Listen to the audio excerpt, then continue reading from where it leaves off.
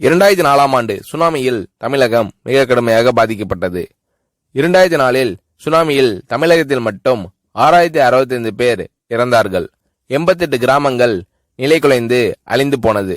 இந்த சூழ்நிலையில் அம்மா அவர்கள் எடுத்த நடவடிக்கையால் 10 கிராமங்களுக்கு ஒரு அமைச்சர், ஒரு IAS அதிகாரி, ஒரு PRO என்ற ஒரு குழுவை அமைத்து உலக வரலாற்றிலேயே இது போன்ற மீட்பு நடவடிக்கை இருந்திருக்காது என்ற அளவில் 3 நாளில் பாதிக்கப்பட்ட கிராமங்களுக்கு மின்சாரம் வழங்கப்பட்டது. குடிநீர் வசதி செய்து தரப்பட்டது. இந்த மின்னல் வேக நடவடிக்கையால் அப்போதிருந்த இந்திய ஜனாதிபதி அப்துல் கலாம் மற்றும் அமெரிக்காவின் முன்னாள் அதிபர் கிளின்டன் ஆகியோரின் பாராட்டுகளை அம்மாவின் அரசு பெற்றது. அழுத கண்களை துடைக்கும் கரம் கொண்டவர் அம்மா அவர்கள்.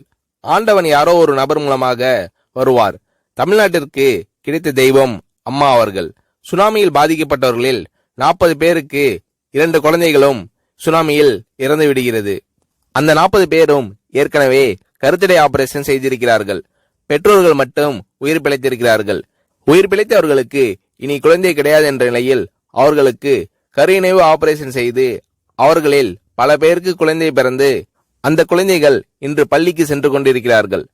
நாகப்பட்டினத்தில் அம்மா அவர்கள் மீனவர்களை சந்தித்த போது மீனவர்கள் கதறி அழுதார்கள். அவர்களிடம் அம்மா அவர்கள், நான் இருக்கிறேன், நீங்கள் கவலைப்படாதீர்கள், இழந்து போன உயிரை தவிர மீதி அனைத்தையும் நான் உங்களுக்கு தருவேன் என்று அவர்களுக்கு தேவையான அனைத்து உதவிகளையும் செய்து தந்தார் அம்மா அவர்கள்.